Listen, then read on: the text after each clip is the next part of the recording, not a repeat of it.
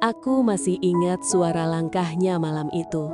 Pelan, tapi cukup keras untuk menggetarkan ruang yang sudah terlalu lama menyimpan rahasia. Tepat sebelum pintu ruanganku tertutup, aku mendengar kalimat itu. "Kita berdua sudah terlalu jauh, Dok." Lucu, karena aku bahkan tak pernah tahu di titik mana semuanya mulai terasa terlalu jauh. Apakah saat ia pertama kali memanggilku Ibu Susi dengan nada yang membuat dadaku bergetar? Atau ketika aku sadar setiap kali aku menatapnya, dunia di sekitarku seakan berhenti? Yang jelas, malam itu bukan sekedar tentang cinta. Malam itu tentang dosa yang tak pernah aku rencanakan. Ironisnya, dosa itu justru membuatku merasa hidup untuk pertama kalinya setelah bertahun-tahun mati rasa. Tak ada yang tahu siapa yang pertama kali memulai rumor itu. Tapi aku tahu siapa yang paling terluka karenanya. Aku sendiri. Sebagai seorang perempuan sepertiku, janda berusia 38 tahun dengan nama besar dan reputasi sempurna, sekali saja langkahku goyah, dunia akan menghukum tanpa ampun. Mereka tak tahu apa yang sebenarnya terjadi di balik pintu ruang konsultasi itu. Mereka tak tahu betapa sulitnya menahan perasaan yang datang di saat paling salah. Dan Dre tak tahu bahwa cinta itu bukan satu-satunya rahasia yang kusembunyikan. Sekarang, setelah semua berlalu, aku berdiri di depan tempat yang dulu jadi saksi segalanya. Dindingnya masih sama, tapi aku tidak. Aku bukan lagi perempuan yang mudah takut pada pandangan orang. Aku perempuan yang pernah kehilangan segalanya dan justru menemukan dirinya sendiri di balik kehilangan itu. Kalau kau bertanya bagaimana kisah ini berakhir, percayalah, jawabannya tidak sesederhana bahagia atau menyesal. Karena kadang, cinta bukan tentang siapa yang kita miliki, tapi tentang siapa yang berani kita lepaskan demi bertahan hidup. Namaku Susi Adiningrum, 38 tahun. Sudah 3 tahun aku hidup sebagai janda, bukan karena ditinggalkan, tapi karena Tuhan memanggil seseorang yang kucintai lebih dulu. Di luar, hidupku tampak sempurna. Aku dokter spesialis penyakit dalam di salah satu rumah sakit swasta paling bergengsi di Bandung. Rumahku besar, mobilku lebih dari 1, dan tabunganku cukup untuk menenangkan siapapun yang mendengar jumlahnya. Tapi entah mengapa, setiap kali malam datang, sunyi terasa lebih bising daripada suara pasien di ruang UGD. Pagi ini, seperti biasa, aku memulai hari dengan segelas kopi hitam dan sepotong roti panggang. Aku duduk di balkon, menatap halaman rumah yang rapi, tapi terasa dingin. Kadang aku berpikir, rumah ini terlalu luas untuk 1 orang. "Bu Dokter Susi, mobilnya sudah siap ya?" Suara Mbok Darmi, asisten rumah tanggaku, membuyarkan lamunan. Aku hanya mengangguk. "Terima kasih, Bo, saya berangkat sekarang." Rumah sakit selalu jadi tempat yang penuh kehidupan sekaligus kematian. Aroma antiseptik, langkah tergesa para perawat, suara monitor jantung, semua sudah seperti bagian dari nadiku. Di ruanganku, papan nama bertuliskan Dokter Susi Adiningrum, SPPD, bersinar di bawah cahaya lampu putih. Hari itu berjalan biasa saja. Pasien-pasien datang dan pergi. Beberapa menyalamiku dengan senyum lega. Beberapa masih harus bertahan dengan semangat yang tipis. Aku selalu percaya, menyembuhkan bukan hanya soal obat, tapi juga kehadiran yang tulus. Mungkin itu yang membuatku bertahan di dunia ini setelah kehilangan segalanya. Siang menjelang, aku berjalan ke kantin rumah sakit. Di sanalah aku bertemu Sinta, sahabat sekaligus perawat kepala di ruang rawat dalam. "Susi, kamu kelihatan lelah. Lembur lagi semalam?" tanyanya sambil menyerahkan segelas jus jeruk. Aku tersenyum. Lembur sudah jadi bagian dari hidupku, Sin. Lagi pula, lebih baik sibuk daripada sendirian di rumah. Sinta menatapku lembut. "Kamu tahu, kesepian bukan hal yang harus disembunyikan." Aku terdiam sejenak. Aku tidak menyembunyikannya. Aku hanya belajar berdamai dengannya.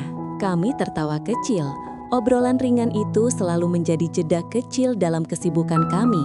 Namun, di sudut kantin, aku melihat seorang pria berbadan tegap, berjas putih dengan stetoskop menggantung di leher, melangkah masuk dengan langkah tenang. Semua mata seakan otomatis menoleh. Dr. Rudi Prasetya, dokter bedah senior, kepala tim operasi, dan sosok yang dihormati hampir semua staf di sini. Dia menatap sekilas ke arahku dan tersenyum singkat. Senyum itu biasa saja, tapi entah kenapa membuat dadaku hangat. Aku pamit dulu, Sin, ucapku cepat, meneguk sisa jus dan berjalan keluar, mencoba mengabaikan rasa aneh yang tiba-tiba muncul. Sore hari setelah semua pasien selesai kutangani, aku duduk di ruanganku sendirian. Dari balik jendela besar, matahari mulai turun perlahan di balik gedung-gedung tinggi.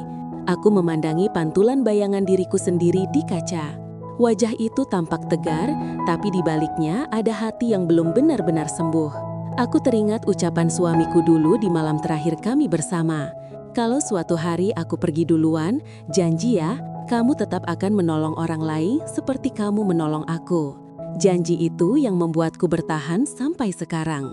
Namun di tengah hiruk-pikuk kehidupan di rumah sakit, aku tak pernah menyangka seseorang akan datang dan membuat hatiku goyah untuk pertama kalinya. Sejak ia pergi, aku belum tahu bahwa senyum singkat dokter bedah bernama Rudi Prasetya itu akan menjadi awal dari segalanya.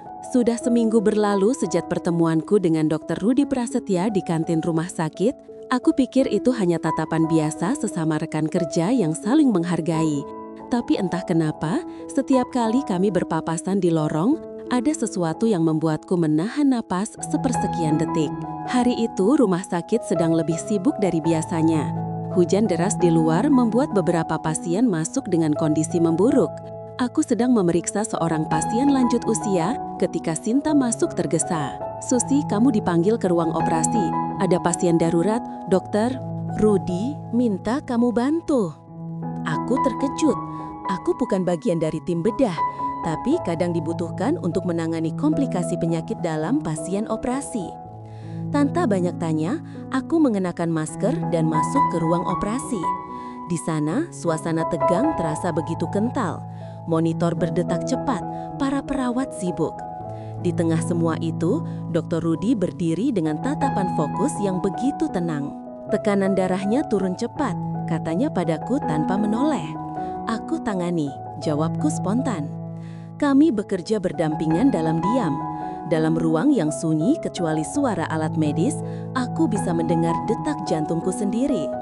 Rudi sesekali menatapku dari balik masker, dan aku tahu di balik mata tajamnya ada rasa percaya yang hangat.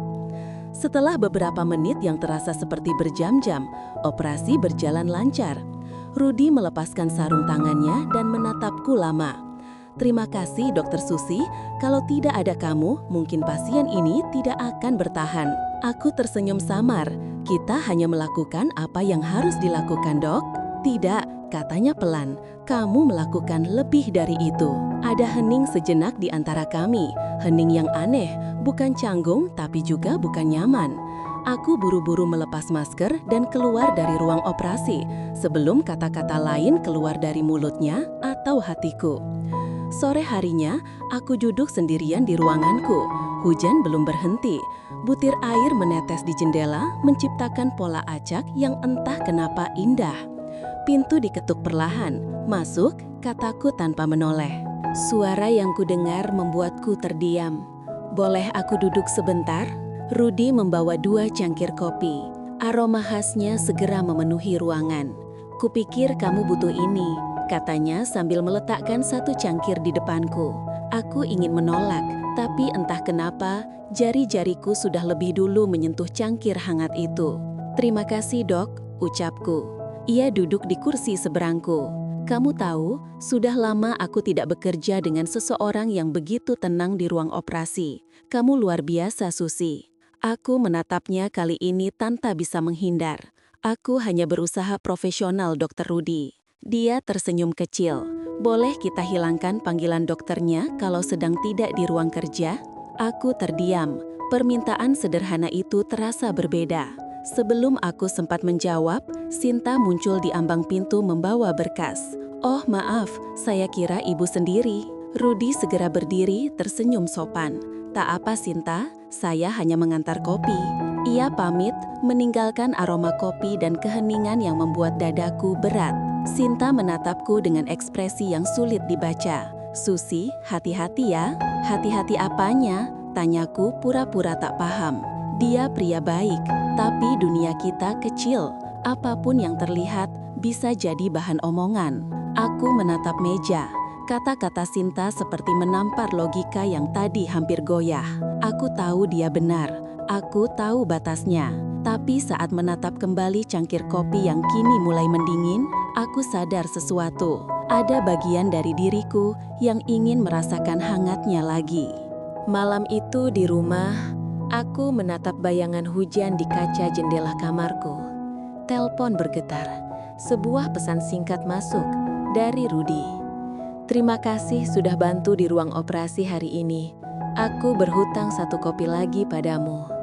Aku menatap pesan itu lama. Tidak kubalas. Tapi entah kenapa, senyum kecil muncul di wajahku. Dan malam itu, untuk pertama kalinya sejak lama, aku tidak merasa sendirian. Sudah 2 minggu sejak kejadian di ruang operasi itu. Semenjak hari itu, aku dan Rudi sering berpapasan. Entah di ruang dokter, di lorong, atau bahkan di parkiran rumah sakit. Selalu dengan kebetulan yang terlalu sering untuk disebut kebetulan. Setiap kali kami bertemu, ia selalu menyapa dengan senyum kecil dan tatapan hangat yang sulit kuartikan. Kadang hanya menanyakan kabar pasien, kadang menawarkan makan siang, kadang hanya berkata, "Kamu kelihatan lelah, Susi, jangan lupa istirahat." Kalimat sederhana itu entah kenapa bisa membuatku lupa sejenak bahwa aku sudah lama hidup sendirian. Suatu siang, aku sedang duduk di taman belakang rumah sakit, menikmati udara sore sambil membuka berkas pasien. Rudi datang membawa 2 gelas teh hangat dari kantin. "Aku ingat kamu tidak suka kopi sore-sore," katanya sambil duduk di bangku seberang. Aku tersenyum kecil. "Kamu ingat? Aku dokter. Mengingat hal-hal kecil adalah keahlian dasar kami," ujarnya sambil terkekeh. Kami berbicara lama tentang pasien, tentang dunia medis, dan sesekali tentang kehidupan pribadi yang biasanya tabu dibahas di antara rekan kerja. Aku tahu seharusnya aku menjaga jarak, tapi pembicaraan itu terasa menyembuhkan. Lalu tiba-tiba suara seseorang terdengar dari kejauhan. "Wah, Dr. Rudi dan Dr. Susi sekarang sering berdua ya?" Aku menoleh. 2 perawat muda sedang berjalan sambil berbisik lalu tertawa kecil. Rudi hanya tersenyum tipis, tapi aku bisa merasakan wajahku mulai memanas. "Mereka hanya bercanda," katanya pelan. "Tapi aku tidak ingin jadi bahan candaan siapapun," balasku sedikit menahan emosi. Rudi menatapku lama lalu berdiri. "Baiklah, aku minta maaf kalau membuatmu berasa tidak nyaman. Aku hanya senang bicara denganmu." Ia berlalu, meninggalkanku. Aku duduk diam menatap teh yang kini sudah dingin. Ada rasa bersalah, tapi juga ada sesuatu yang lain. Sesuatu yang tidak mau kuakui. Beberapa hari kemudian, gosip itu mulai menyebar lebih luas. Di ruang dokter, di kantin, bahkan di antara pasien tetap. Aku mendengar kalimat seperti, "Katanya Dr. Susi sering makan siang bareng Dr. Rudi." Ya, mereka cocok. Tapi sayang, Dr. Rudi kan sudah punya istri. Setiap kata itu seperti jarum halus yang menusuk reputasiku. Bukan karena aku takut dinilai, tapi karena aku tahu aku mulai peduli pada seseorang yang seharusnya tidak boleh kupedulikan. Sinta, sahabatku, datang ke ruanganku sore itu. Ia meletakkan map laporan lalu duduk di kursi tamu.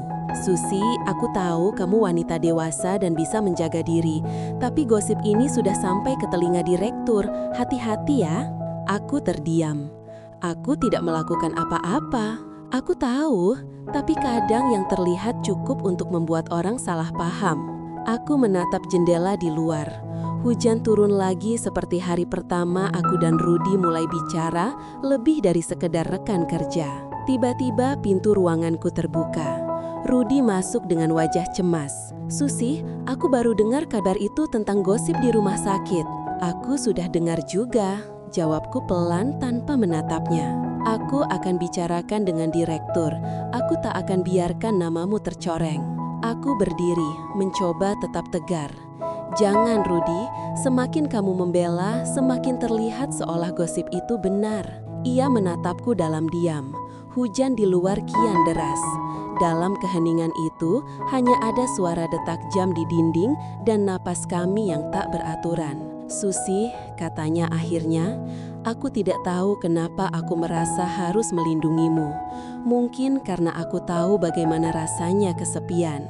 Aku menunduk. Rudy, tolong jangan lanjutkan. Kami berdiri terlalu dekat. Tangan kami hampir bersentuhan, hanya sejengkal jarak.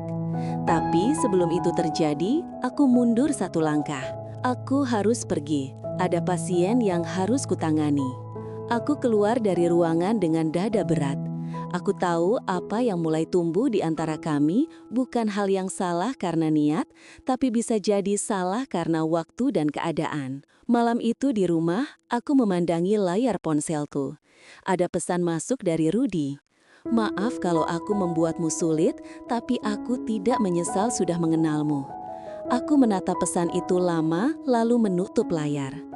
Air mataku jatuh tanpa suara. Bukan karena sedih, tapi karena aku mulai takut. Takut pada perasaan yang datang terlalu dalam untuk seseorang yang tidak seharusnya kucintai. Pagi itu aku datang lebih awal dari biasanya. Lorong rumah sakit masih sepi. Hanya suara langkah sepatu dan mesin pendingin udara yang terdengar. Biasanya aku menikmati suasana hening seperti ini. Tapi sejak beberapa minggu terakhir, hening justru terasa menekan. Aku menatap cermin kecil di ruang ganti dokter. Wajahku tampak lelah. Bukan karena kurang tidur, tapi karena terlalu banyak pikiran yang berputar tanpa arah. Gosip itu belum juga reda. Beberapa perawat masih berbisik ketika aku lewat. Beberapa dokter muda berhenti bicara saat aku masuk ruang rapat. Aku mencoba tersenyum, tapi kadang senyum yang dipaksakan terasa lebih menyakitkan daripada air mata. Siang itu, direktur rumah sakit memanggilku ke ruangannya. Aku sudah bisa menebak alasannya. "Silahkan duduk, Dokter Susi," katanya dengan nada formal. Saya tidak ingin mempercayai gosip yang beredar, tapi saya harus menjaga nama baik rumah sakit. Aku mengangguk tenang. Saya mengerti, Pak. Saya tahu integritas Anda, tapi mungkin untuk sementara lebih baik menghindari interaksi pribadi dengan Dr. Rudy di area publik. Aku mengangguk lagi, kali ini dengan perasaan yang sulit kujelaskan. Bukan marah, bukan sedih, mungkin kecewa. Bukan pada direktur, tapi pada kenyataan bahwa niat baik bisa terlihat salah hanya karena orang lain tak mengerti. Setelah pertemuan itu, aku menatap jendela besar di ruang direktur. Dari lantai atas, aku melihat halaman rumah sakit yang ramai. Pasien datang, keluarga menunggu, kehidupan terus berjalan. Tapi entah kenapa, rasanya seperti aku sedang berhenti di tengah-tengahnya. Sore menjelang, aku kembali ke ruanganku dan menemukan Rudy sudah menungguku di sana. Wajahnya serius. "Aku dengar kamu dipanggil direktur," katanya tanpa basa-basi. "Iya, hanya pembicaraan singkat. Mereka menyalahkanmu." "Tidak, mereka hanya memintaku menjaga jarak denganmu." Suasana hening. Aku bisa melihat sorot kecewa di matanya. Mungkin sama seperti yang ada di mataku. "Aku tidak ingin membuat karirmu hancur, Susi," katanya pelan. "Tapi aku juga tidak bisa berpura-pura tidak peduli." Aku menarik nafas panjang. "Rudy, kita berdua dewasa. Kita tahu batasnya. Mungkin memang sebaiknya kita menjaga jarak dulu." Dia menatapku lama. "Baiklah, kalau itu keinginanmu." Ia berdiri, menatapku sejenak lalu melangkah pergi. Namun, sebelum sampai di pintu, dia berhenti. "Susi," katanya lirih, "aku hanya ingin kamu tahu. Kamu bukan gosip bagiku. Kamu adalah seseorang yang membuatku ingin jadi lebih baik." Kata-kata itu menancap dalam. Setelah ia pergi, aku hanya bisa duduk diam menatap kursi kosong di seberangku. Untuk pertama kalinya dalam waktu lama, ruanganku terasa benar-benar sunyi. Hari-hari berikutnya berjalan lambat. Aku kembali fokus pada pekerjaan. Aku menyibukkan diri dengan pasien, seminar, laporan, apapun yang bisa membuat pikiranku jauh dari semua itu. Sampai suatu hari, aku melihat Rudy di koridor. Ia sedang memeriksa berkas pasien bersama seorang dokter muda. Saat matanya menatapku, kami hanya saling mengangguk singkat, formal, seperti dua rekan kerja biasa. Dan anehnya, hatiku terasa kosong. Bukan karena kehilangan seseorang yang kucintai, tapi karena kehilangan seseorang yang membuatku merasa hidup. Sore itu, Sinta datang ke ruanganku membawa 2 gelas teh hangat. "Kamu sudah lebih tenang?" tanyanya lembut. Aku mengangguk pelan. Aku mencoba, tapi ternyata sulit sekali melepaskan sesuatu yang bahkan belum sempat kumiliki. Sinta menggenggam tanganku. Kadang, yang membuat kita kuat bukan karena kita mampu menahan, tapi karena kita berani melepaskan. Aku tersenyum samar. Kalimat itu terasa seperti pelukan. Malam itu, aku berjanji pada diriku sendiri. Aku akan fokus bekerja, bukan pada perasaan yang membuatku ragu. Aku tidak tahu bahwa keputusan itu akan membawaku ke jalan yang jauh lebih rumit. Karena seseorang lain diam-diam sudah memperhatikan aku sejak lama. Seseorang bernama Teguh. Sudah hampir 2 bulan sejak aku dan Rudy menjaga jarak. Kami tetap bekerja di tempat yang sama, tetap profesional, tapi tak lagi bicara lebih dari sekedar selamat pagi dan laporan pasien selesai. Awalnya terasa berat, tapi lama-kelamaan aku belajar untuk terbiasa. Kupenuhi hari-hariku dengan pekerjaan, pelatihan medis, dan beberapa kegiatan sosial. Aku ingin membuktikan bahwa aku bisa berdiri tegak tanpa harus bersandar pada siapapun. Hari itu, rumah sakit mengadakan pelatihan untuk para dokter muda.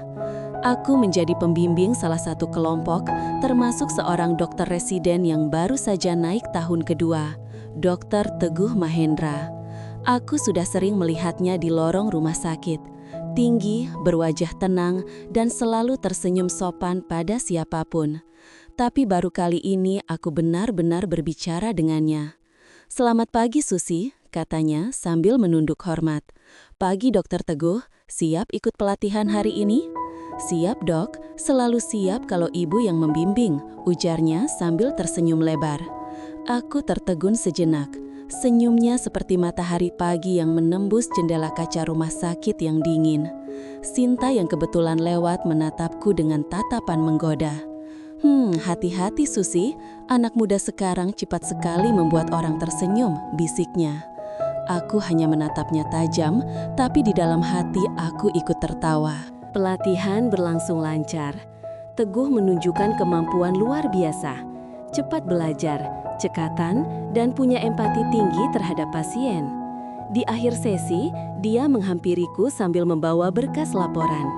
"Dok, boleh saya tanya sesuatu yang bukan soal medis?" "Tentu, apa itu?" "Bagaimana ibu bisa tetap sabar menghadapi semua tekanan di rumah sakit ini? Saya sering melihat ibu tenang, bahkan saat situasi sulit." Aku menatapnya sebentar. "Karena aku pernah kehilangan sesuatu yang lebih berharga dari pekerjaan," jawabku pelan. "Setelah kehilangan itu, aku belajar tidak ada yang lebih penting dari ketenangan hati." Ia mengangguk perlahan. Saya ingin belajar hal itu juga dari ibu. Ada ketulusan dalam suaranya, dan untuk alasan yang tak ku mengerti, aku merasa nyaman berada di dekatnya. Bukan karena ketertarikan, tapi karena kehangatan yang jarang kutemukan lagi sejak lama. Beberapa minggu kemudian, aku mulai terbiasa melihat Teguh di sekitarku.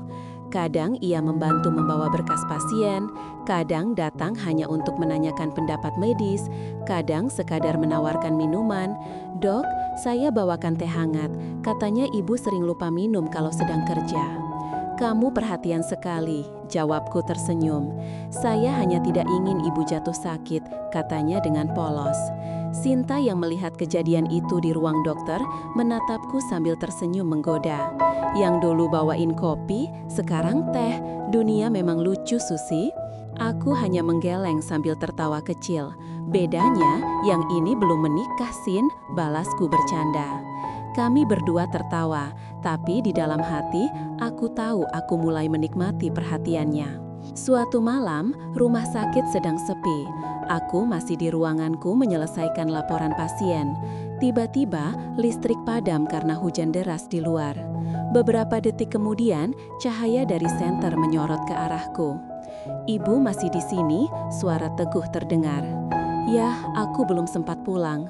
"Ayo, saya antar ke parkiran, gelap di luar." Kami berjalan berdampingan melewati lorong rumah sakit yang hanya diterangi lampu darurat. Suara hujan menjadi musik latar yang anehnya menenangkan. Tanpa sadar, langkah kami berhenti di depan jendela besar yang menghadap ke taman rumah sakit. Teguh menatap keluar lalu berkata pelan, "Dulu saya pikir dokter hanya perlu pintar dan tegas, tapi setelah lihat ibu, saya sadar yang paling penting itu hati." Aku menatapnya lama. Anak muda ini penuh semangat, tapi juga tulus. Aku tersenyum, mencoba menjaga batas. "Terima kasih Teguh, tapi jangan belajar semuanya dariku ya. Aku juga masih belajar mengendalikan hati sendiri." Kami tertawa kecil, dan di momen itu aku sadar, kadang Tuhan mengirim seseorang bukan untuk mengganti, tapi untuk mengingatkan kita bahwa hidup masih indah. Malam itu di mobil menuju rumah, aku menatap hujan di kaca depan. Aku memikirkan Rudy, dan tiba-tiba wajah Teguh muncul di pikiranku. Aku menghela napas panjang. "Aku hanya ingin tenang," gumamku pelan. Tapi di dasar hatiku, aku tahu ketenangan sedang berjalan menuju badai baru. Sudah 2 bulan sejak aku mulai membimbing Teguh dalam pelatihan. Anak itu cepat belajar, sopan, dan selalu tahu kapan harus berbicara dan kapan harus diam. Di antara padatnya pekerjaan dan dinginnya kehidupan rumah sakit, kehadirannya seperti udara segar. Ia sering datang ke ruanganku hanya untuk sekedar bertanya hal-hal kecil, tentang pasien, tentang pengalaman hidup, kadang tentang mimpi. Aku menyadari, perlahan ia menjadi seseorang yang selalu hadir tanpa harus diundang. Hari itu aku sedang meninjau pasien di bangsal. Teguh mendampingiku seperti biasa, mencatat setiap instruksiku dengan teliti. Salah satu pasien lansia yang sudah beberapa minggu dirawat, tiba-tiba memegang tanganku dan berkata, "Dokter Susi, anak muda ini cocok sekali kalau jadi suami dokter." Seketika Teguh tertawa malu, sementara wajahku panas menahan tawa perawat yang ikut mendengar. Ibu bercanda," jawabku cepat. "Dia masih fokus belajar." Tapi matanya selalu menatap ibu penuh perhatian, lanjut pasien itu polos. Aku menepuk lembut punggung tangan pasien, menahan malu dan tawa yang bercampur aneh. Namun dalam diam, aku tahu kata-kata itu meninggalkan sesuatu di hati kami berdua. Sore harinya, aku berjalan ke parkiran rumah sakit. Langit mendung, udara dingin, dan aku hanya ingin cepat sampai rumah. Tapi saat aku hendak membuka pintu mobil, seseorang memanggil dari belakang. "Susi." Aku berbalik. Rudy, wajahnya terlihat lelah, namun sorot matanya tajam seperti dulu. "Kita bisa bicara sebentar?" Aku terdiam sejenak, lalu mengangguk. Kami duduk di taman rumah sakit yang sepi. Angin sore berembus pelan. "Aku tahu aku tidak berhak lagi ikut campur dalam hidupmu," katanya pelan. "Tapi aku dengar sekarang kamu dekat dengan dokter muda itu." Aku menarik nafas. Teguh adalah residen yang aku bimbing, tidak lebih. Tapi orang-orang tidak berpikir begitu, Susi. Aku sudah terbiasa dengan omongan orang, Rudy, asal aku tahu batasnya. Ia menatapku lama dengan pandangan yang sulit kuterjemahkan. "Aku hanya tidak ingin kamu terluka lagi," katanya. "Orang-orang bisa kejam." Aku menunduk. "Rudy, aku sudah belajar dari masa lalu. Aku tak akan jatuh pada kesalahan yang sama." "Tapi bagaimana kalau ini bukan kesalahan?" Pertanyaan itu membuatku terdiam. Hening sejenak, hanya terdengar suara daun bergesekan. "Rudy, Kamu sudah punya kehidupanmu sendiri. Aku juga sedang mencoba memperbaiki hidupku. Tolong jangan buat aku bingung lagi. Ucapku lembut tapi tegas. Ia hanya menatapku sebentar lalu berdiri. Baik Susi, aku harap kamu tahu apa yang kamu lakukan. Dan ia pergi, meninggalkan aku dengan hati yang bergetar. Malamnya, Teguh menelpon. Dok, saya dengar ibu belum makan. Saya di kantin mau bawakan makanan ke ruang dokter. Aku menatap jam. Sudah hampir pukul 9 malam. Tidak usah repot Teguh, saya sebentar lagi pulang. Kalau begitu saya antar ibu ke parkiran saja. Di luar sedang hujan. Aku ingin menolak, tapi entah kenapa aku membiarkannya datang. Ketika dia tiba, wajahnya basah oleh rintik hujan, tapi senyumnya tulus. Ia memayungiku sampai ke mobil. Kami berjalan pelan di bawah payung kecil yang hampir tidak cukup menutupi kami berdua. Terima kasih Teguh, ucapku pelan saat kami tiba di mobil. Sama-sama dok, saya tahu ibu kuat, tapi tidak apa-apa kok kalau sesekali menerima bantuan. Ia tersenyum dan tanpa sadar aku ikut tersenyum. Saat aku hendak masuk mobil, ia berkata pelan, "Dok, saya tahu saya bukan siapa-siapa. Tapi kalau suatu saat ibu butuh seseorang untuk mendengarkan, saya di sini." Aku terdiam. Hujan turun makin deras, membasahi ujung jas putihnya. Aku hanya bisa mengangguk dan masuk ke mobil, menatapnya lewat kaca. Malam itu, aku menyadari dua hati yang berbeda mulai berjalan di arah yang sama. Tanpa mereka sadari, sedang menuju persimpangan yang berbahaya. Beberapa hari kemudian, gosip baru mulai beredar. Bukan lagi tentang aku dan Rudy, tapi tentang aku dan Teguh. Dan kali ini, dampaknya jauh lebih besar. Bagi banyak orang, perasaan tulus seorang dokter muda dan perhatian hangat seorang dokter senior janda tampak seperti cerita manis. Tapi bagi dunia profesional kami, itu adalah skandal baru yang mudah disalahartikan. Aku menatap cermin di ruanganku malam itu.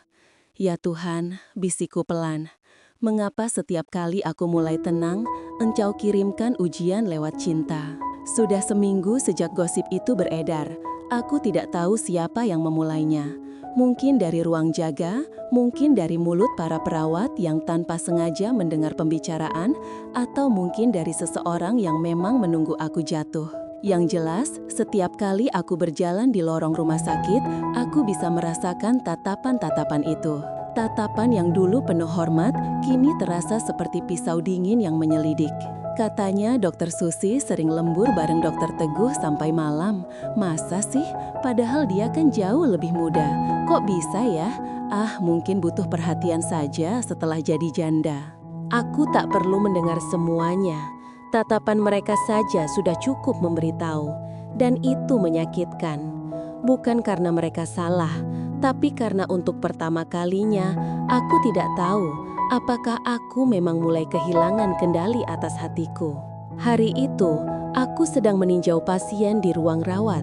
Teguh menemaniku seperti biasa, tapi aku bisa melihat wajahnya tegang.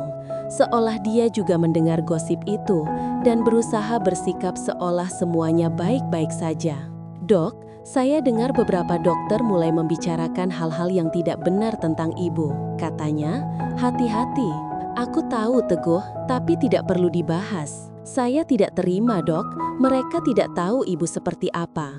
Teguh, aku menatapnya tegas. Biarkan saja, aku sudah terbiasa jadi bahan omongan. Ia menunduk, tapi aku tahu dia menahan emosi. Anak itu tulus, tapi kadang terlalu jujur menghadapi dunia yang keras. Aku takut jika ia melawan, justru aku yang akan disalahkan. Sore hari, aku dipanggil oleh direktur rumah sakit. Suasana ruangannya serius dan aku sudah bisa menebak isinya. Dokter Susi, ucapnya perlahan, beberapa staf melapor tentang kedekatan Anda dengan salah satu dokter residen, Teguh Mahendra. Kami tidak menuduh apa-apa, tapi ini bisa menimbulkan persepsi negatif. Aku mencoba tenang. Pak, hubungan saya dengan Teguh murni profesional. Ia residen bimbingan saya. Saya percaya, tapi tidak semua orang berpikir demikian. Rumah sakit ini menjunjung etika, dan kami ingin menjaga nama baik semua pihak. Kata-katanya lembut tapi menekan.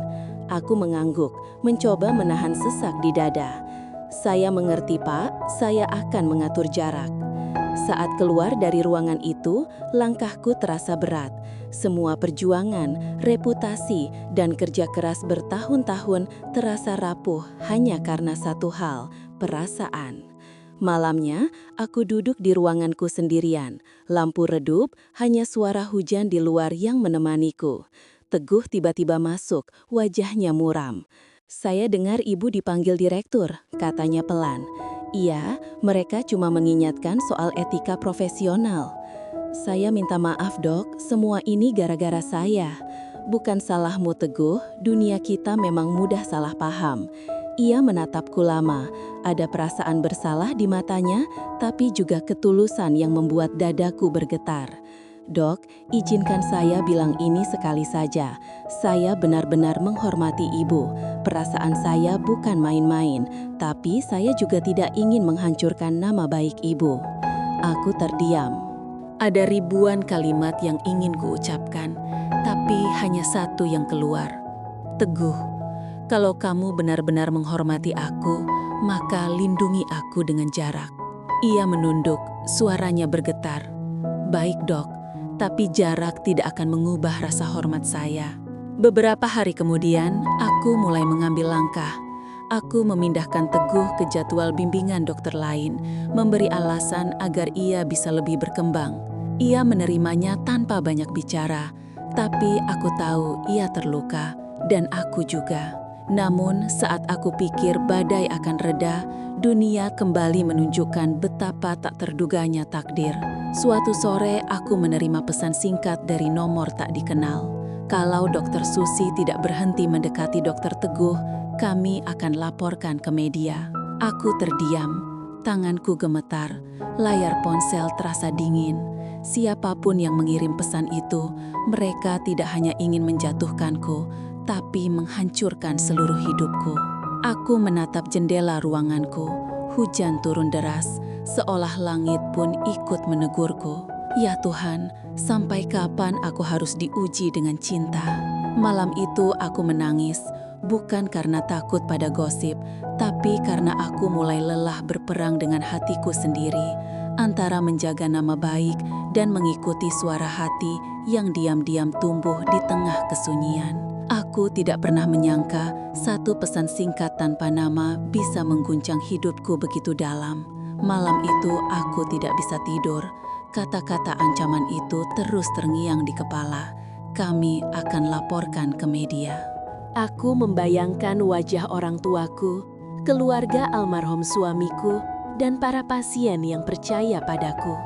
Bagaimana kalau reputasiku hancur karena isu yang tidak pernah kulakukan?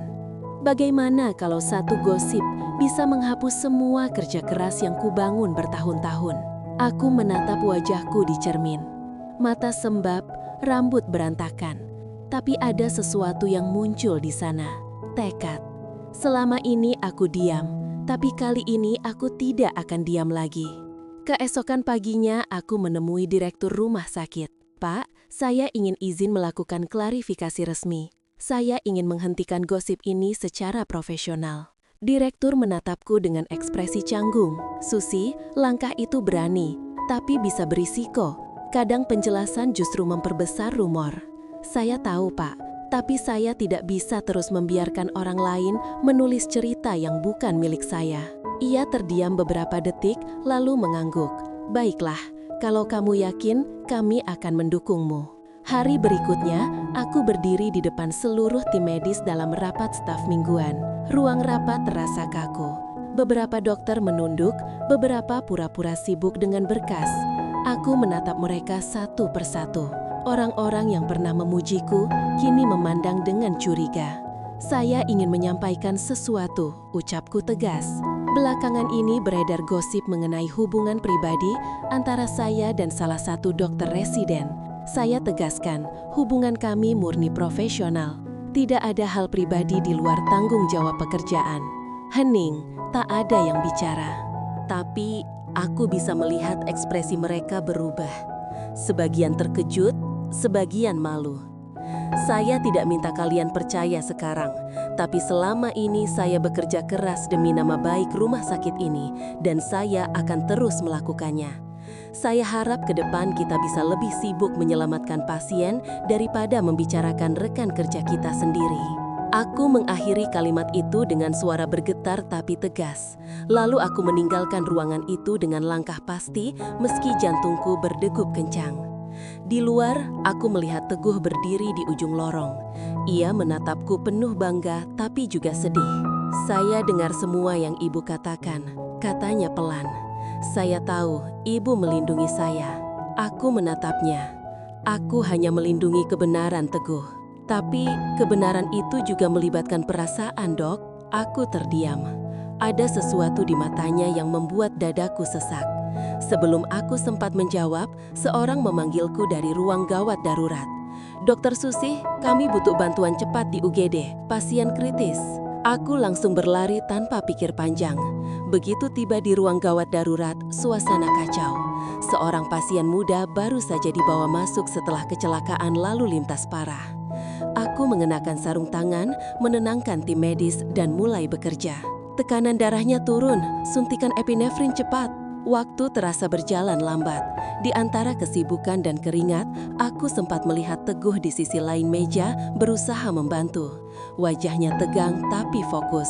Ia menatapku seolah ingin berkata, "Aku di sini." Kami bekerja sama tanpa bicara, hanya dengan tatapan dan isyarat. Dan entah kenapa, di tengah kekacauan itu, aku merasa hidup kembali.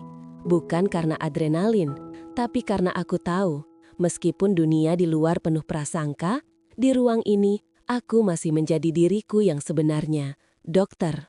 Setelah beberapa jam, pasien berhasil distabilkan. Seluruh tim bertepuk tangan pelan.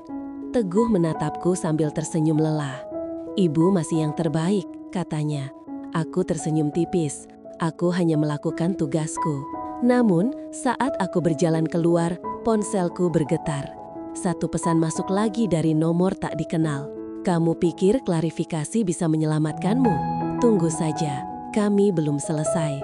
Tanganku gemetar.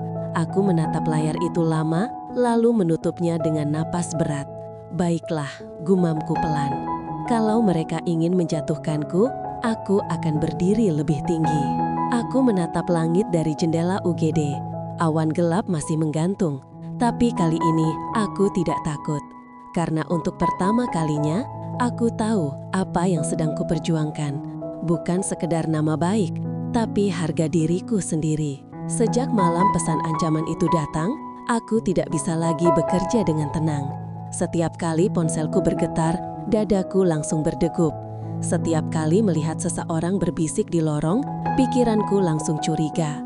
Rumah sakit, tempat yang selama ini menjadi rumah keduaku, kini terasa seperti labirin penuh bayangan. Namun, aku tidak bisa diam. Jika aku ingin mempertahankan kehormatanku, aku harus mencari tahu siapa yang berada di balik semua ini. Aku mulai diam-diam mengamati. Aku perhatikan siapa saja yang sering menyebut namaku. Siapa yang terlihat tiba-tiba menjauh. Bahkan, aku memeriksa laporan administrasi siapa yang punya akses ke nomor ponsel pribadiku. Sampai suatu pagi, saat aku berjalan ke ruang dokter, aku melihat Sinta, sahabat sekaligus perawat kepala yang selalu ada di sisiku, sedang berbicara dengan seseorang di sudut lorong. Suaranya pelan, tapi aku sempat mendengar sepenggal kalimat yang membuatku berhenti melangkah. "Iya, aku sudah kirim fotonya, biar mereka tahu hubungan mereka memang dekat." Aku menahan nafas. Suara itu jelas suara Sinta. Namun, sebelum aku sempat mendekat, ia berbalik dan tersenyum padaku seperti biasa. "Susi, sudah sarapan?" katanya riang, seolah tak terjadi apa-apa. Aku membalas senyumnya dengan lembut, tapi di dalam dadaku, sesuatu retak pelan. Hari-hari berikutnya, aku mencoba memastikan. Aku ingin percaya Sinta, sahabat yang selalu menemaniku sejak suamiku meninggal, yang dulu menghiburku di malam-malam sepi, yang tahu semua rahasiaku. Tapi, setiap kali aku melihatnya tersenyum, aku teringat percakapan di lorong itu. Suatu sore aku memutuskan berbicara langsung padanya. Kami duduk di kafe rumah sakit, tempat biasa kami berbagi cerita. Aku menatapnya lama sebelum akhirnya berkata, "Sin, aku cuma ingin tanya satu hal. Kamu tahu siapa yang menyebarkan gosip tentang aku dan Teguh?" Sinta menatapku sebentar, lalu pura-pura tersenyum. "Ah, kamu masih mikirin itu, Sus? Udahlah, nanti juga reda sendiri. Aku hanya ingin tahu, Sin, karena gosip itu hampir menghancurkan pekerjaanku."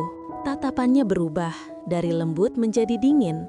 "Mungkin kamu terlalu percaya sama orang, Sus. Maksudmu? Teguh, misalnya. Siapa tahu justru dia yang ingin menonjolkan diri lewat kamu." Aku tertegun. "Sin, kamu pikir dia sejahat itu?" Aku cuma bilang, kadang orang muda suka lupa diri kalau sudah dekat dengan seseorang berpengaruh. Nada suaranya datar, tapi setiap katanya menusuk. Aku menatapnya lama. "Atau mungkin kamu yang lupa, Sin? Siapa di antara kita yang selalu kubela, bahkan saat kamu salah?" Ia tersenyum kecil. "Aku cuma khawatir sama kamu, Sus." Lalu ia berdiri dan pergi, meninggalkan aku dengan segelas kopi yang tiba-tiba terasa pahit. Malamnya, aku menerima email anonim berisi foto-foto. Aku dan Teguh di lorong rumah sakit, berjalan bersama di bawah payung, berbicara di ruang jaga, bahkan saat kami sedang tertawa kecil di kantin. Semua foto tampak seperti bukti kedekatan yang tidak pantas. Tapi aku tahu siapa yang mengambil sebagian foto itu. Sudut pandangnya sama dengan kamera keamanan yang hanya bisa diakses oleh staf tertentu. Dan satu nama muncul di kepalaku, Sinta. Tanganku gemetar. Aku tidak percaya sahabatku sendiri bisa sejauh itu. Namun sebelum aku menuduh, aku ingin kepastian.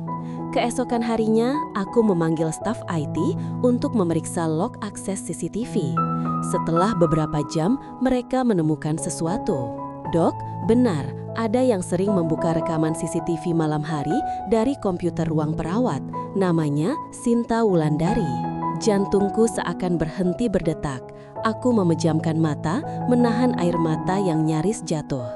Sahabat yang kuceritakan semua hal ternyata orang yang menyalakan api di bawah kakiku sendiri.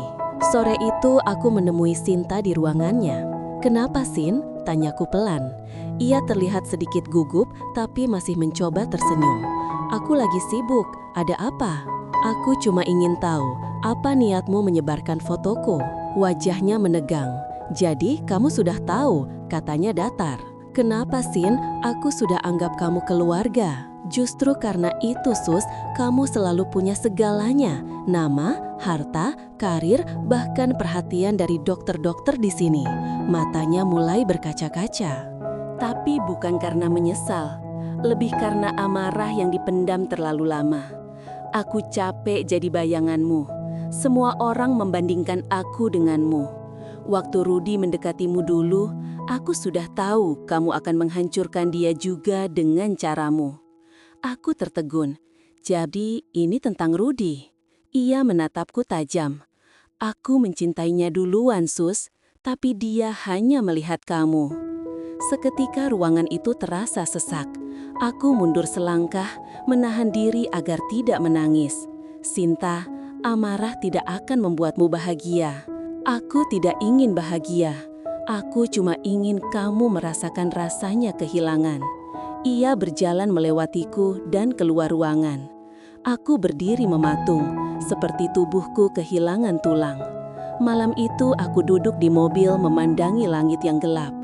Untuk pertama kalinya, aku tidak tahu siapa musuhku, siapa sahabatku, dan siapa yang benar-benar peduli padaku.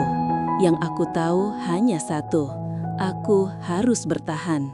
Kalau dunia ingin menjatuhkanku, gumamku, maka aku akan jatuh dengan kepala tegak. Aku menyalakan mesin mobil, meninggalkan rumah sakit dengan hati yang hancur, tanpa menyadari bahwa badai sesungguhnya belum benar-benar datang. Hidupku berantakan dalam semalam. Foto-foto yang dulu dikirim lewat email anonim kini tersebar ke seluruh rumah sakit. Grup internal staf meledak. Ada yang mengirim ulang, ada yang memberi komentar, ada yang berpura-pura prihatin sambil menyebarkan lagi ke yang lain. Dalam foto-foto itu, aku dan Teguh tampak terlalu dekat, seolah benar ada hubungan di antara kami. Padahal, semua itu hanya potongan momen biasa dirangkai agar tampak seperti sesuatu yang salah. Yang lebih menyakitkan, aku tahu siapa yang melakukannya, tapi tidak ada satu bukti pun yang bisa kupegang untuk melawan. Aku dipanggil ke ruang direktur pagi itu. Begitu masuk, suasana langsung menegangkan. Ada direktur rumah sakit, kepala HRD, dan Rudy. "Silahkan duduk, Susi," ucap direktur dengan nada berat. "Kami menerima laporan resmi dari beberapa staf tentang dugaan pelanggaran etika." Aku mengangguk pelan. Saya tahu, kami tidak ingin memperkeruh suasana, tapi karena nama rumah sakit sudah disebut di media sosial, kami harus mengambil langkah. Langkah apa? Untuk sementara, Anda dibebas tugaskan dari aktivitas klinis sampai penyelidikan internal selesai. Aku terpaku. Dibebas tugaskan setelah bertahun-tahun bekerja tanpa celah. "Pak, saya tidak melakukan apapun yang melanggar," kataku lirih. "Saya tahu, Susi," jawab direktur, "tapi persepsi publik lebih cepat dari kebenaran." Aku menunduk. Rudy yang sejak tadi diam akhirnya bicara. "Saya mohon maaf, tapi saya rasa ini keputusan terbaik sementara. Saya akan bantu memastikan penyelidikan berjalan adil." Aku menatapnya, menahan marah sekaligus kecewa. "Kamu?" Suaraku bergetar. "Kamu yang dulu bilang akan melindungiku dari gosip, sekarang malah duduk di sisi mereka." "Aku hanya mencoba menenangkan keadaan." "Kamu tidak menenangkan apapun, Rudy. Kamu cuma memastikan aku tidak punya tempat untuk berdiri." Aku berdiri, menatap mereka satu persatu, lalu keluar ruangan dengan langkah yang hampir tidak terasa. Di koridor rumah sakit, semua orang memandangku. Ada yang berbisik, ada yang berpura-pura tidak melihat. Setiap langkah terasa seperti ujian kesabaran. Aku hanya ingin cepat pergi, keluar dari tempat yang dulu menjadi kebanggaanku. Teguh menemuiku di parkiran. "Dok, saya sudah dengar semuanya. Saya tidak bisa diam." "Jangan, Teguh," kataku cepat. "Kamu masih punya masa depan di sini." "Tapi saya tidak bisa lihat ibu disalahkan sendirian." Aku memegang bahunya pelan. "Teguh, dengar aku. Dunia ini tidak adil, tapi kita bisa memilih cara berdiri di dalamnya. Kalau kamu melawan, kamu akan hancur seperti aku." Ia menatapku dengan mata berkaca. "Ibu tidak akan hancur. Aku harap kamu benar." Aku hanya tersenyum pahit. Hari-hari berikutnya terasa panjang dan sunyi. Aku tidak lagi ke rumah sakit. Teleponku penuh dengan pesan dari wartawan, teman lama, bahkan beberapa pasien yang hanya ingin tahu apakah gosip itu benar. Aku tidak menjawab satupun. Di rumah aku duduk sendirian di balkon, tempat yang dulu jadi ruang paling damai. Kini terasa asing. Angin sore berembus lembut, tapi tidak bisa menghapus perih di dada. "Mungkin ini saatnya berhenti," gumamku. Mungkin aku memang tidak ditakdirkan untuk tenang. Tapi saat itu bel rumah berbunyi. Aku bangkit berjalan ke pintu, dan di sana berdiri Sinta. Wajahnya datar, tapi matanya bengkak. "Susi, aku tahu kamu benci aku. Tapi kamu harus tahu sesuatu." Aku menatapnya tajam. "Kamu sudah menghancurkan hidupku, apalagi yang mau kamu bilang?" "Aku tidak menyangka semuanya akan sejauh ini," katanya terbata. "Aku cuma ingin kamu kehilangan sedikit, bukan segalanya." "Kau pikir kehormatan bisa diukur separuh, Sin?" Ia menangis. "Aku bahkan tidak tahu siapa yang menyebarkan foto itu ke publik. Aku cuma kirim ke satu orang." Aku menatapnya tajam. "Ke siapa?" Ia menunduk. "Ke Rudy." Dunia seolah berhenti. "Kamu bilang apa?" "Aku pikir dia hanya ingin menegurmu, bukan menjadikannya berita besar." Aku mundur selangkah. Tubuhku gemetar antara marah, sedih, dan tak percaya. Rudy, orang yang dulu membuatku berani membuka hati. Orang yang bilang akan menjagaku dari omongan orang. Orang yang ternyata membiarkan aku jatuh agar dirinya tetap tampak bersih. Aku menatap Sinta dengan mata basah. "Terima kasih, Sin. Sekarang aku tahu siapa sebenarnya yang memegang pisau." Malam itu aku menulis surat pengunduran diri. Bukan karena aku kalah, tapi karena aku tahu jika aku terus berada di tempat yang sama dengan orang-orang itu, aku akan kehilangan diriku sendiri. Aku menutup laptop lalu memandangi langit malam. Ada satu bintang kecil yang masih bertahan di antara awan hitam. Dan entah kenapa, aku merasa bintang itu sedang berbicara. Bangkitlah Susi, kamu belum selesai. Hari setelah aku mengundurkan diri, hidupku berubah menjadi sunyi yang asing. Tak ada suara monitor pasien, tak ada panggilan dokter Susi dari lorong, tak ada aroma antiseptik yang dulu membuatku merasa hidup. Yang tersisa hanyalah hening dan bayangan masa lalu. Aku mengurung diri di rumah, tak ingin keluar, tak ingin menjawab pesan siapapun. Bahkan Teguh pun tak lagi kuizinkan datang. Aku hanya ingin waktu berhenti, walau untuk sejenak. Namun kehidupan tak pernah benar-benar berhenti. Sore itu, saat hujan turun pelan, aku mendapat panggilan tak terduga dari direktur rumah sakit. "Dokter Susi, kami butuh bantuan Anda. Gawat darurat, semua dokter bedah sedang operasi besar. Pasien butuh penanganan segera." "Tapi saya sudah tidak bertugas lagi, Pak." "Saya tahu, tapi pasiennya adalah anak perempuan Dokter Rudi. Ia kecelakaan." Dunia seolah menelan suaranya sendiri. Aku mematung, ponsel nyaris terjatuh dari tanganku. Anak Rudi. Aku menarik nafas panjang, menatap hujan di luar jendela. Lalu tanpa berpikir panjang, aku mengambil jas putih yang tergantung di balik pintu. Saya datang sekarang. Rumah sakit tampak kacau. Tim gawat darurat berlarian, suara monitor bersahutan. Begitu aku masuk, semua mata memandang antara terkejut dan tak percaya. Tapi aku tak peduli. Saat itu, yang penting hanyalah menyelamatkan nyawa. Aku masuk ke ruang tindakan. Di atas meja, seorang gadis kecil terbaring tak sadarkan diri, dengan pernafasan berat dan tekanan darah menurun cepat. Rudi berdiri di sudut ruangan. Wajahnya pucat, matanya penuh panik. "Susi," suaranya lirih seperti antara syukur dan malu. Aku hanya menatapnya sebentar. "Keluar, biar aku yang tangani." Ia ingin bicara, tapi aku sudah mengenakan sarung tangan dan fokus pada monitor. Operasi berjalan menegangkan, setiap menit terasa seperti jam. Kondisi gadis itu naik turun dan tim mulai kehilangan harapan. Namun, entah dari mana, ketenangan datang kepadaku. Aku bekerja cepat, memastikan setiap keputusan akurat, tanpa keraguan sedikit pun. "Tekanan naik, Dok," seru perawat. "Stabilkan dengan oksigen, jangan lepaskan fokus." Peluh menetes di dahi, tapi aku tidak berhenti, sampai akhirnya monitor berbunyi stabil. Suara bip teratur itu seperti lagu kemenangan. Aku menarik napas panjang dan tersenyum tipis. Pasien selamat. Ruangan hening sesaat, lalu terdengar tepukan pelan dari salah satu residen. Aku melangkah mundur, menatap anak itu sekali lagi. "Kau akan baik-baik saja, Nak." Di luar ruang operasi, Rudi menungguku. Begitu aku keluar, ia langsung berdiri. "Susi, terima kasih." Aku melepaskan sarung tangan dan menatapnya tanpa ekspresi. "Aku lakukan itu untuk anakmu, bukan untukmu." Ia menunduk, wajahnya penuh penyesalan. "Aku pantas menerima semua ini. Aku sudah menghancurkanmu, Susi.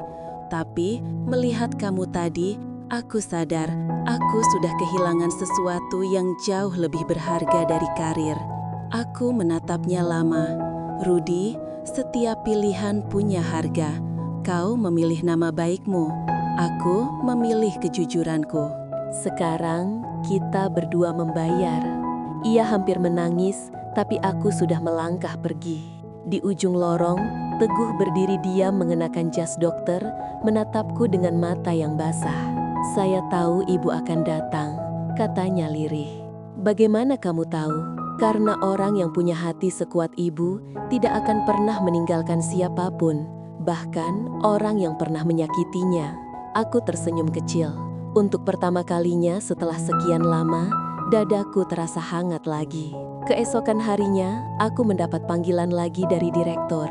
Kami sudah menyelidiki kasus penyebaran foto itu, Dok. Ternyata, yang menyebarkannya keluar bukan Sinta, tapi salah satu staf IT yang diperintah Rudy. Ia sudah mengaku. Aku terdiam. Jadi, semuanya terbongkar. Ya, kami ingin meminta Anda kembali bertugas. Tanpa Anda, rumah sakit kehilangan sosok yang kami banggakan. Aku menarik napas pelan.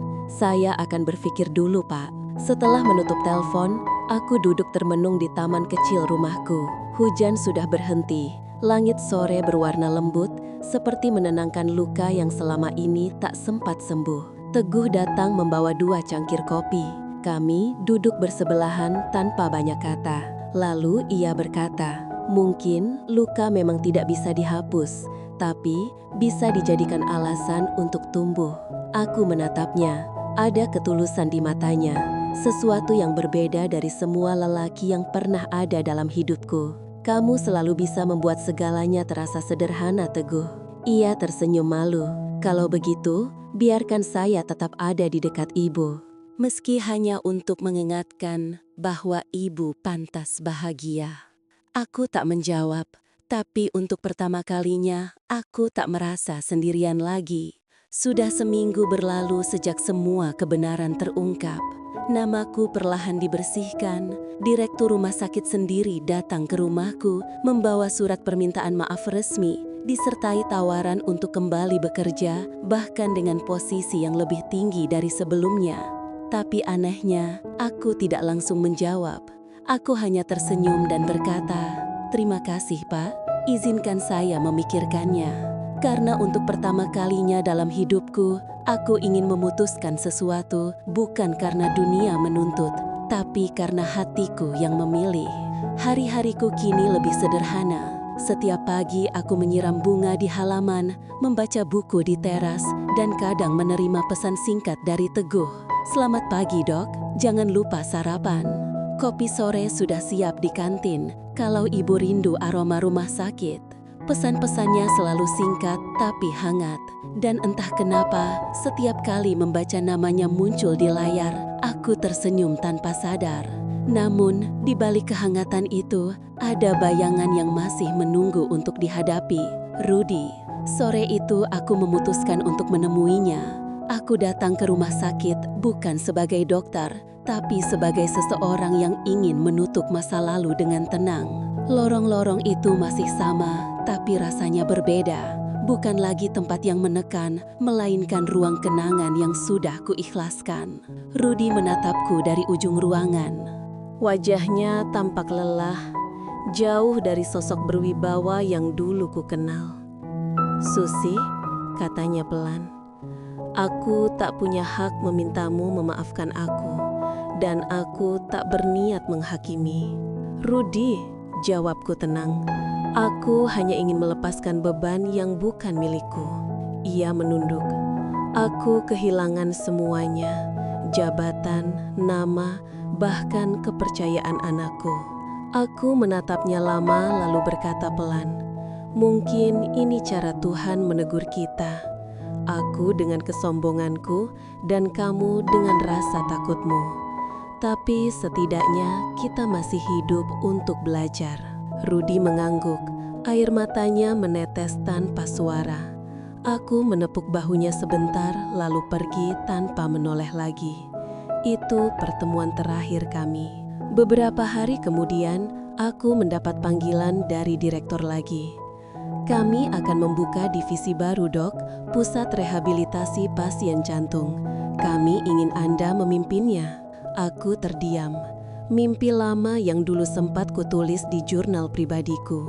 Membangun pusat perawatan yang bukan hanya soal medis, tapi juga kemanusiaan.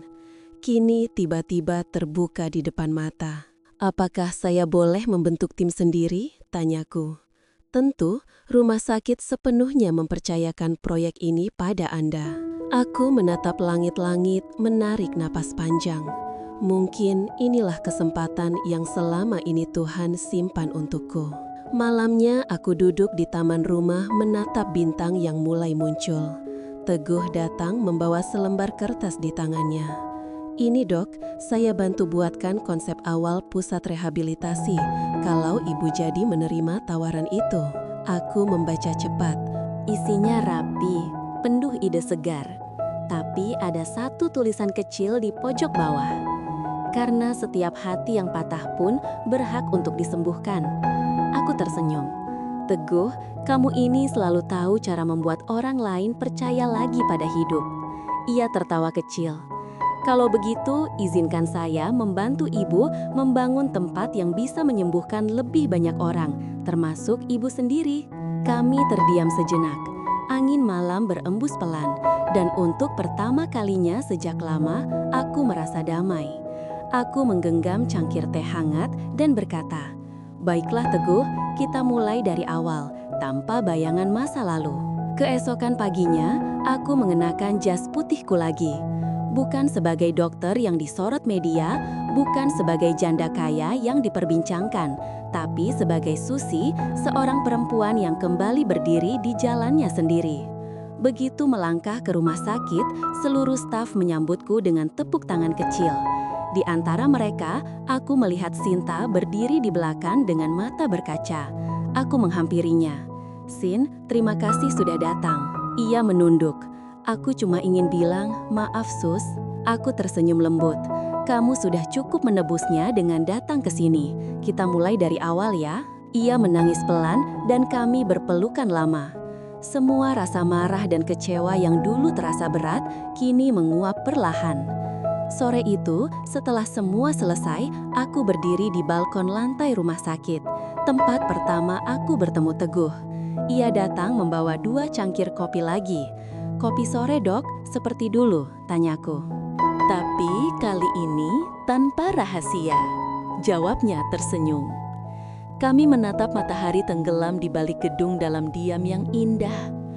Aku tak tahu apa yang akan terjadi esok, tapi untuk pertama kalinya dalam hidupku, aku tidak takut lagi.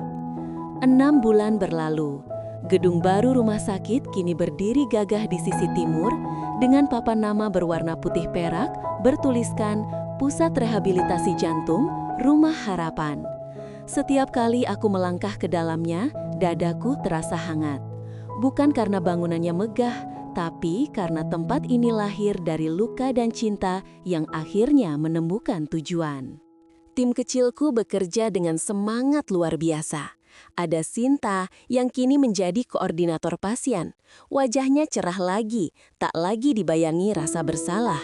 Ada Teguh yang kutunjuk sebagai asisten medis utama karena tak ada orang lain yang bisa kupercaya seperti dia.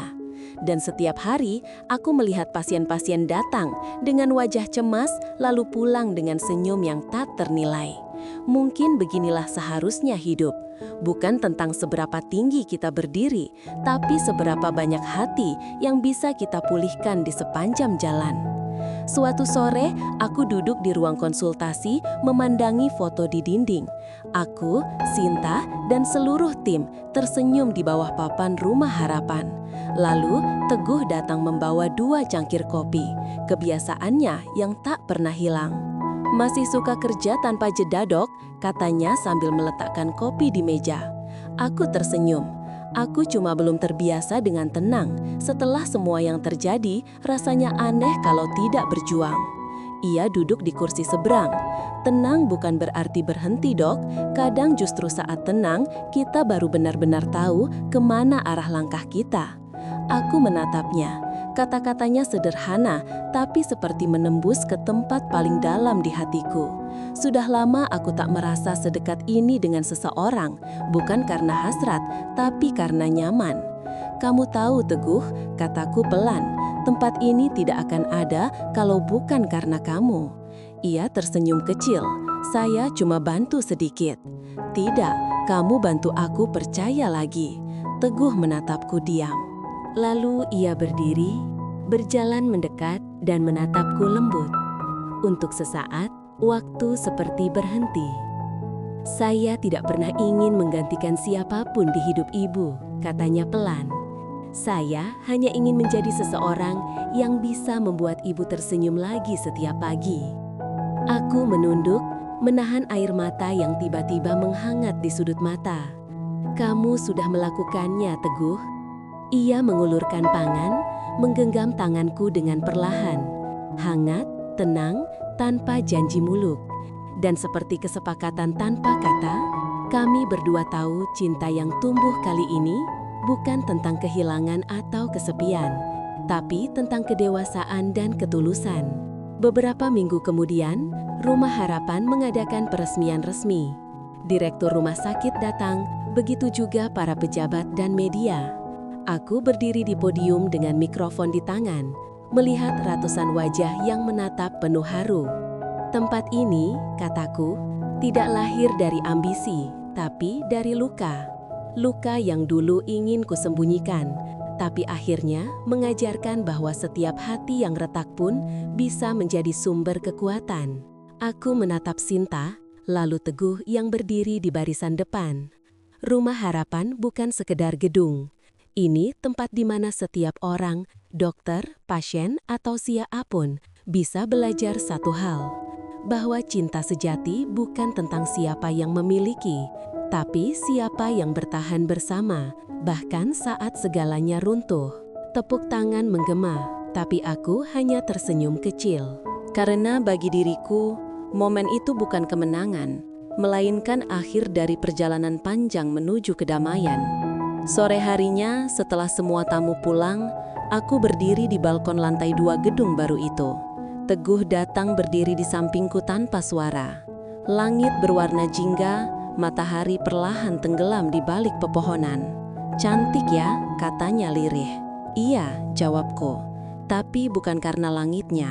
Mungkin karena kali ini aku menatapnya tanpa beban. Kami diam cukup lama. Angin membawa aroma bunga Kamboja dari taman bawah, membuat sore itu terasa seperti penutup bab yang sempurna. Lalu aku berkata pelan, "Teguh, kamu tahu apa yang paling berharga dari semua yang sudah aku lewati?" "Apa?" Aku tersenyum. "Kesempatan untuk mencintai lagi tanpa takut kehilangan." Ia tertegun, lalu mengangguk pelan. "Dan saya berjanji, Dok, saya tidak akan membuat ibu kehilangan siapapun, termasuk diri ibu sendiri." Kami tertawa kecil, lalu berdampingan menatap senja. Dua hati yang pernah hancur, kini belajar mencintai dalam diam. Setiap pagi sebelum memulai hari, aku selalu berdiri di depan jendela besar ruang kerjaku di Rumah Harapan, menatap matahari terbit yang menembus kaca dan menerangi meja kayu, tempat banyak cerita baru dimulai. Dulu aku selalu berpikir bahwa hidup yang baik adalah hidup tanpa luka. Tapi sekarang aku tahu, justru luka-lukalah yang membuat kita benar-benar hidup. Sudah hampir setahun sejak semua badai berlalu, nama baikku kembali. Tapi yang lebih penting dari itu, aku kembali menemukan diriku sendiri. Aku tidak lagi berlari mengejar pengakuan, tidak lagi bersembunyi dari gosip, tidak lagi takut pada kesepian. Aku hanya berjalan di jalanku sendiri, satu langkah kecil setiap hari, bersama orang-orang yang tulus. Sinta kini tersenyum setiap kali kami berpapasan di koridor. Ia sering berkata, "Susi, aku bersyukur kamu tidak menyerah waktu itu. Kalau kamu pergi selamanya, aku tak akan pernah punya kesempatan memperbaiki semuanya." Dan aku hanya menjawab, "Tuhan memang punya cara aneh untuk mempertemukan kita dengan versi terbaik diri kita, Sin, kadang lewat air mata." Kami berdua tertawa, lalu kembali bekerja tanpa lagi bayang-bayang masa lalu. Teguh, seperti biasanya, selalu datang pagi-pagi sebelum semua staf lain, menyiapkan kopi hitam di ruanganku tanpa perlu ditanya. "Kalau saya tidak datang duluan, nanti ibu kerja tanpa sarapan lagi," katanya dengan senyum lembut yang tak pernah gagal membuat hari terasa hangat. Hubungan kami tidak perlu banyak definisi. Tidak ada janji berlebihan, tidak ada ikatan tergesa. Kami hanya saling ada dalam suka, dalam diam, dalam segala bentuk kehidupan yang sederhana. Kadang aku berpikir, Mungkin cinta sejati memang bukan yang datang dengan bunga atau kata-kata manis, tapi yang hadir dengan kehadiran yang tenang dan tidak pergi meski badai datang. Suatu sore, aku mendapat kabar dari Rudy. Ia kini bekerja di rumah sakit kecil di luar kota, mengajar dokter muda. Ia menulis pesan singkat. "Terima kasih Susi, karena pernah memaafkan aku. Aku baru mengerti, kehilanganmu adalah caraku belajar menghargai ketulusan." Aku membaca pesannya dengan senyum kecil. Tak ada amarah, tak ada luka, hanya doa dalam hati. Semoga ia juga menemukan damainya sendiri.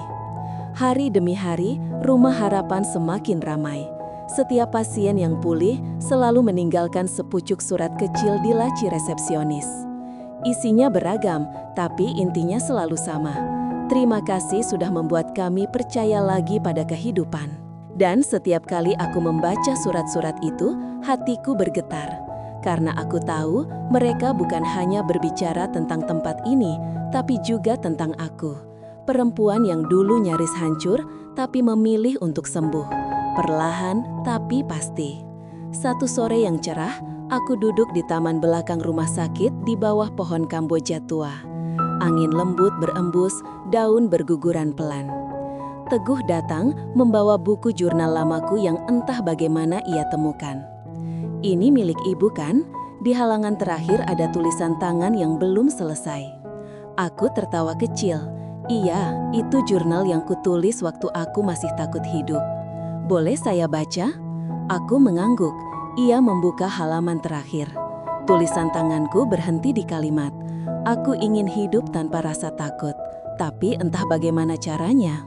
Lalu aku mengambil pena dan melanjutkan kalimat itu di hadapannya. Sekarang aku tahu caranya, adalah dengan memaafkan diri sendiri. Aku menutup jurnal itu, menatap Teguh, lalu tersenyum. "Akhirnya selesai juga. Atau baru dimulai?" katanya pelan. Kami berdua tertawa. Dan di antara tawa itu, aku sadar aku sudah benar-benar pulih. Bukan karena dunia berubah, tapi karena aku akhirnya berdamai dengan diriku sendiri. Malam itu sebelum pulang, aku menatap sekali lagi ruangan-ruangan di Rumah Harapan. Lampu-lampu menyala hangat, suara perawat terdengar pelan, dan udara sore membawa aroma kehidupan yang baru. Aku menutup mata dan berbisik dalam hati, "Terima kasih Tuhan, karena di balik kehilangan, Kau sembunyikan pelajaran tentang cinta yang sesungguhnya." Lalu aku berjalan menuju pintu keluar dengan langkah ringan. Di depan pintu, Teguh sudah menunggu sambil memegang payung. "Hujan sebentar lagi turun," katanya. "Seperti dulu," jawabku. "Bedanya, sekarang kita tidak berjalan sendirian lagi," katanya sambil tersenyum. Aku menatapnya lalu berjalan berdampingan di bawah payung itu. Dua hati yang pernah patah, kini melangkah bersama tanpa ketakutan, tanpa rahasia. Hanya cinta yang sederhana dan tenang.